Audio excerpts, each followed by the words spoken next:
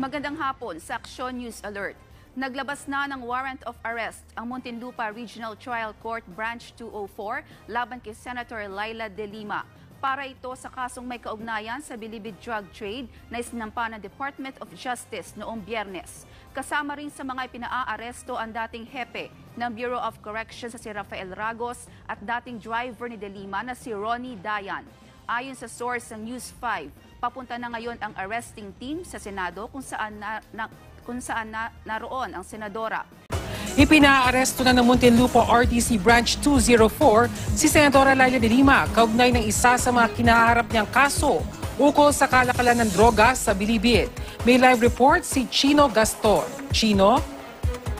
Bernadette, bago mag-alas 4 ng hapon ay naglabas na ng kautusan itong si Muntinlupa RTC Branch 204 Judge Juanita Guerrero na ipalabas na itong arrest warrant laban kay Senator Laila De Lima, dating NBI Deputy Director Rafael Marcos Ragos at ang dating driver at bodyguard ng senadora na si Ronnie Dayan. Ito ay may kaugnayan pa rin sa unang isa sa tatlong kasong na isampa laban sa senadora kaugnay sa kalakaran umano ng droga sa loob ng New Bilibid Prison.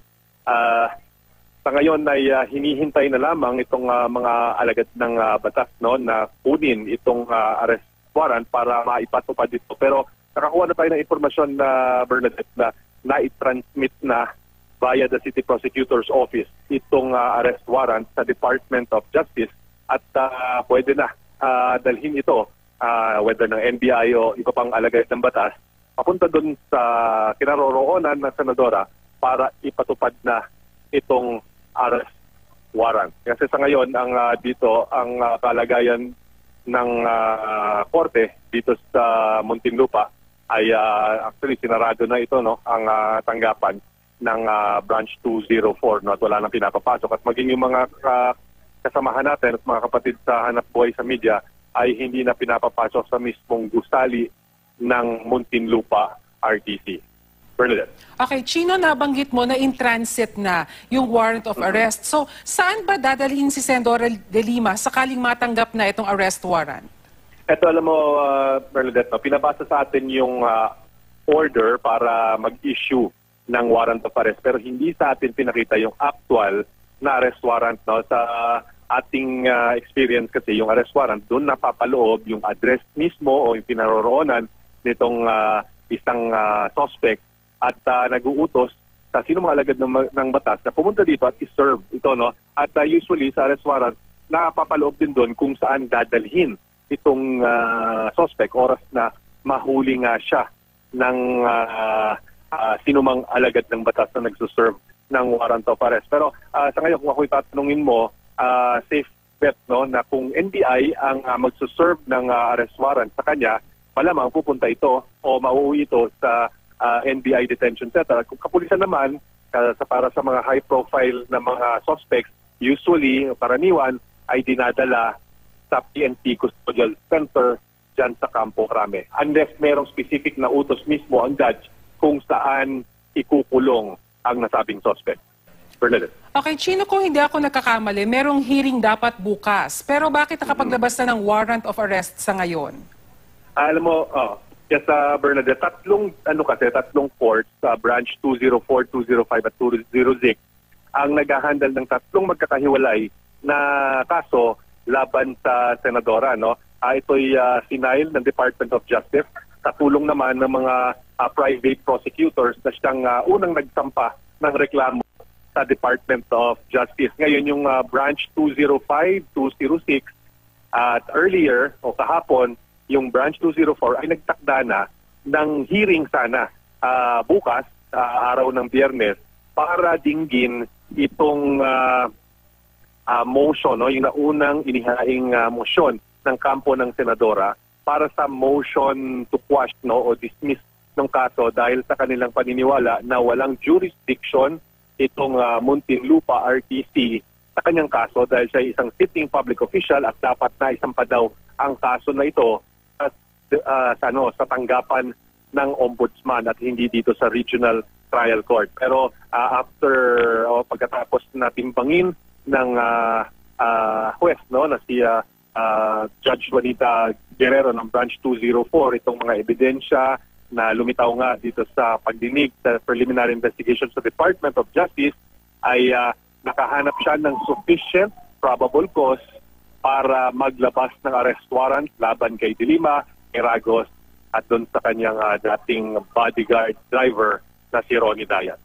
Okay, Chino, so lilinawin ko lang, so ang naglabas ngayon ng order ay Branch 204, pero kumbaga wala talagang kawala si Senadora De Lima dahil meron pa tayong inaasahan na iba pa mga warrant of arrest sakaling ma-resolve na yung mga pending motions. Tama ba? Maaring ganyan ang pagtingin natin, no? Pero you have to remember, Bernadette, similar, no, yung mga cases na ito, no, based on testimonial evidence at iba pa mula doon sa mga inmates at siyempre yung ibang mga dating opisyal ng NBI at iba pang mga taong nagsasabing may kinalaman sila o may alam sila or may nasaksihan silang kalakaran umano ng droga na involving yung si Senator De Lima. Kaya tama ka dyan, no? Meron man ditong pwede kung sakasakaling mabigyan siya ng bail, no? Although alam natin non-bailable itong kasong kanyang kinakaharap. Sakasakaling magkaroon siya ng bail, meron pa rin naman posibilidad na may dalawang korte pa na magtitimbang nitong kaso. Titinggin muna yung kanyang motion to quash at iba pa mga motion na inihain ng kanyang kampo,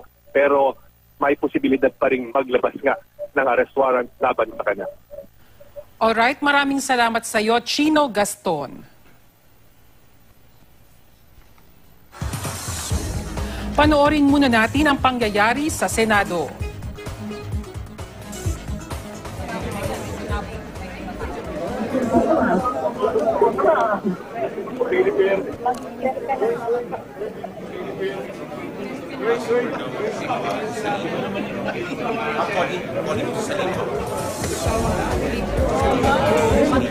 Alright, alamin naman natin ang latest kay Senadora Laila De Lima. Ngayong ipinaaresto na siya ng korte. Naroon po ngayon sa Senado si Salima Refran. Salima? Bernadette, nandito pa rin ako sa labas ng opisina ni Senator Laila De Lima. At kalalabas-labas lamang nung kanyang media relations officer. Kasi bago nun Badek, may mga dumating na dito na mga tauhan ng officer arms. Ngayon kasi ang sitwasyon, kung dito sa aaresto yung Senado, ay kailangan ng koordinasyon sa Office of the Senate Sergeant at Arms. So we were asking kung ano na yung sitwasyon sa loob, kung meron na bang update, kung nakatanggap na ba talaga ng warrant. Ang sabi sa akin, lalang ay nakikipag-usap lang sa kanila yung Office of the Senate Sergeant at Arms at wala pa raw nare-receive na warrant. Yun yung sinabi sa kanya. At mag-update na dito hanggang mamaya aalamin kung ano pa rin yung mangyayari. Nakaantabay pa rin yung buong staff, nasa loob sa Senator De Lima. Senator Risa Ontiveros, hindi pa rin sa lumalabas. May mga miyembro na ng staff na labas na dito. Pero kapuna-puna nagpalit na sila ng t-shirt, no? Itim na t-shirt, tapos merong light blue na ribbon. Laban na yung nakita natin kanina doon sa isa sa mga staff niya, no? At we understand, sa loob nakikipag-usap si Senator De Lima sa kanyang staff, sa kanyang mga abogado, mga supporters na ilan-ilan na nakapasok at ilang mga kaibigan. Hanggang ngayon, hindi pa rin siya lumalabas, hindi pa rin siya nagbibigay ng statement sa mga nag-aantay dito na media. Alright, maraming salamat sa iyo, Salima Refran. Samantala, balikan naman natin si Salima Refran na nasa labas ng pintuan ng opisina mismo ni Senadora Laila De Lima. Salima, pasensya ka na kanina, ha? Ano update na ngayon dyan, Salima? Oo. Mark, kanina lang lumabas dito yung Media Relations Officer ni Senator De Lima, si Ferdy Maglalang, at nagpaliwanag na sa yung mga nangyayari nga sa loob. Sa ngayon ay kausap ni Senator De Lima si Senator Risa Ontiveros, ilang mga miyembro ng kanyang staff, at kausap naman sa telepono yung mga abogado. Kanina, ang sinabi sa atin ay hintayin yung iba pang mga abogado at saka lang ang malalaman kung ano yung mangyayari. Sa ngayon kasi, Mark, binavalidate pa nila na alam nilang naglabas na ngarang warrant of arrest. Pero binavalidate nila kung meron na nga bang arresting team na papunta dito sa Senado. Saka lamang daw nila malalaman kung ano yung kanilang mga susunod na gagawin. So, mas matili na lang tayo nakaantabay dito, Mark. Kung ang mangyayari ba ay darating dito sa Senado, yung arresting team makikipag-coordinate sa USAA at saka a-arrestuin si Senator De Lima, o lalabas si Senator De Lima at pupunta mismo sa Muntinlupa.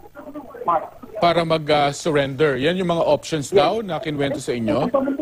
Yes, Mark. Maraming options na pinag-iisipan, pero syempre iintayin pa rin yung final advice ng mga abogado. Iintayin pa rin kung ano talaga yung nangyayari, kung may papunta na bang arresting team. Pero ngayon, Mark, very busy itong pwesto namin dito. Kanina palabas-masok yung mga miyembro ng staff ni Senator De Lima. May mga dumarating na mga kaibigan. May, yun nga, kanina pumasok si Senator Risa Ontiveros. So, mananatili tayo nakaantabay kung ano mangyayari dito nga sa paglalabas nga ng warrant kay Senator De Lima. Yung nakausap nyo sa Lima, si Ferdy Maglalang, he is the spokesperson? Or is he the spokesperson of De Lima? Media Relations Officer, oo. Nagkwento rin ba siya sa'yo kung ano ang mood ngayon sa loob? And who else is inside aside from Senator Risa Ontiveros? Alam mo, Mark, medyo matipid lang yung pagsasalita sa atin kanina ni Ferdy, no? Pero madadjudge mo naman dun sa paglabas ng mga staff, no? May mga lumalabas dito na miyembro ng staff na malulungkot yung mga mukha. So, we could imagine na sa loob medyo may tension siguro.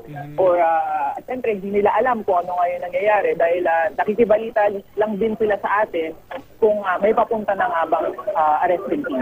Oo. Kasi ilang araw na rin sa Lima, no, na yung mga staff niya ay nagsusuot ng itim. Tapos meron silang parang sky blue ribbon na sinusuot dahil dyan sa inaasahan nilang paglalabas ng arrest warrant.